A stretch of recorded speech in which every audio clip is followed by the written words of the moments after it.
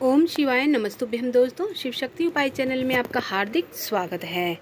जीवित पुत्री का व्रत, जिसे जितिया व्रत भी कहा जाता है, इस साल 18 सितंबर को मनाया जाएगा। इसके लिए एक दिन पहले से महिलाएं तैयारी शुरू कर देती हैं। व्रत और पूजा के लिए सभी चीज़ों को एकत्रित किया जाता है। व्रत के दिन शाम को घर पर व्रती महिलाएं चौकी सजाकर पूजन करती हैं और जीवित पुत्री का व्रत की कथा भी सुनती हैं। तो आइए, कथा इस प्रकार है, सुनते हैं व्रत कथा, जीवित पुत्री का व्रत कथा।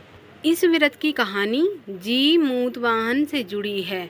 गंधर्वराज जीमूतवाहन बड़े ही धर्मात्मा और त्यागी पुरुष थे, इसलिए उन्होंने अपना राज्य आदि छोड़ दिया और वो अपने पिता की सेवा करने के लिए वन में चले गए थे। वन में एक बार घूमते घूमते हुए नागमाता मिली। नागमाता विलाप कर रही थी। जब जीमूतवाहन ने उनके विलाप करने का कारण पूछा तो उन्होंने बताया कि नागवंश गरुड़ से काफ़ी परेशान है। वंश की रक्षा करने के लिए वंश ने गरुड़ को समझौता किया। समझौते के अनुसार वे प्रतिदिन उसे एक नाग खाने के लिए देंगे और बदले में वो हमारा सामूहिक शिकार नहीं करेगा। उन्होंने आगे बताया कि इस प्रकार में आज उसके पुत्र को गरुड़ के सामने जाना है। नागमाता की पूरी बात सुनकर जीमूतवाहन ने उन्हें वचन दिया कि वे उनके पुत्र को कुछ नहीं होने देंगे। उसकी जगह कपड़ों में लिपटकर खुद गरुड़ के सामने उस शिला पर लेट जाएंगे जहाँ से गरुड़ अपना आहार उठाता था, और उन्होंने ऐसा ही किया। गरुड़ ने जीमूतवाहन को अपने पंजों में दबाकर पहाड़ की तरफ उड़ गया। वे एक पहाड़ पर रुके तो जीमूतवाहन ने सारी घटना बताई। पक्षीराज गरुड़ जीमूतवाहन के साहस, परोपकार और मदद करने की भावना से काफ़ी प्रभावित हुए। उन्होंने जीमूतवाहन को प्राणदान दे दिया और कहा कि वे अब किसी नाग को अपना आहार नहीं बनाएंगे।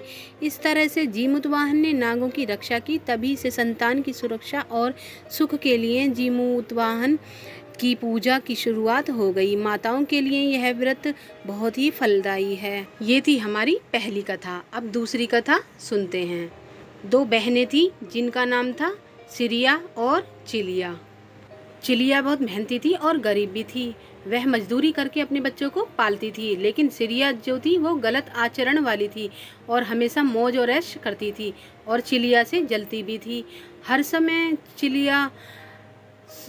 चिलिया इतना खुश कैसे रहती है। चिलिया की हंसी खुशी सिरिया से नहीं होती थी, जिसके कारण सिरिया चिलिया के संतानों को सताने के लिए कई प्रयास कर चुकी थी और कई बार चिलिया के बच्चों को ख़त्म करने की कोशिश भी कर चुकी थी, किंतु चिलिया की तपस्या और व्रत के कारण उसके बच्चे हमेशा सुरक्षित बच जाया करते थे। एक दिन सिरिया चिलिया के सभी बच्चों को लेकर जंगल में लकड़ी चुनने के लिए लेकर गई। वहाँ जंगल में लकड़ी को चुनते चुनते बच्चे थक गए और थोड़ी देर के लिए सो गए। बच्चों को सोते देख चिलिया ने सभी बच्चों का सिर काट दिया और टोकरी में रखकर वापस आ गई और चिलिया को वह टोकरी भेंट दे दी और कहा, दीदी, मैं जंगल में आपके लिए नारियल लाई हूँ और बच्चों को खिला देना।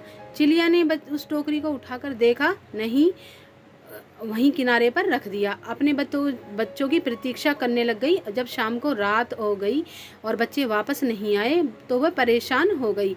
बड़े ही कर्म स्वर में जोर जोर से रोने लगे।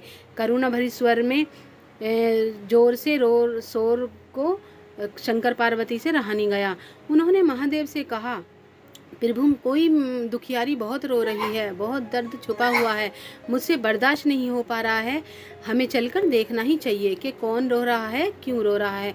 तब इस बात को महादेव पर कहा कि ये मृत्यु लोक है, यहाँ पर सारी साधारण सी बात है। लेकिन पार्वती जी के हट के कारण महादेव उनके हट के सामने झुक गए और चिलिया के सामने जाकर उसके रोने का कारण पूछा। महादेव के पूछने पर चिलिया ने अपने रोने का कारण विस्तार से बता दिया। शंकर जी ने जब ध्यान लगाया, चिलिया के बच्चों को मृत पाया। इसके बाद शंकर जी ने पार्वती को अनुरोध किया कि बच्चों को पुनर्जीवित कर दिया। बच्चे नींद में से उठकर मौसी को ढूंढ रहे थे, किंतु मौसी वहाँ नहीं थे। बच्चे डर कर घर आ गए और मौसी के सारे कार्य माँ के सामने बताए। ये सब सुनकर चिलिया सिरिया के पास जाकर लड़ने लगी कि तुम मेरे बच्चों को जंगल में क्यों अकेला छोड़ आई। दोनों बहनों में लड़ाई शुरू हो गई और यह लड़ाई 7 दिन 7 रात तक चली, किंतु इस लड़ाई का कोई हल नहीं निकला।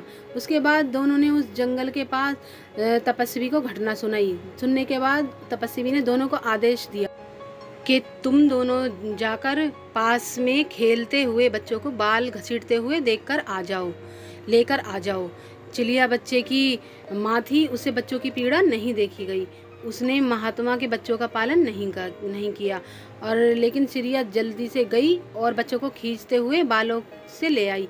जिसके बाद तपस्वी सिरिया को यह श्राप दिया कि हर जन्म में यह प्रकार सदैव तू दुखी होती रहेगी और झेलती रहेगी। जो महिला किसी बच्चे की पीड़ा और माँ की ममता को नहीं जानती, जीवन भर दुख भोगती है। तो ये थी आज की सिरिया और सिरिया की कहानी। तो वीडियो अच्छी लगी तो लाइक शेयर सब्सक्राइब जरूर करना और जितिया माता की जय जरूर कमेंट में हर हर महादेव जरूर लिखना। ओम नमः शिवाय दोस्तों।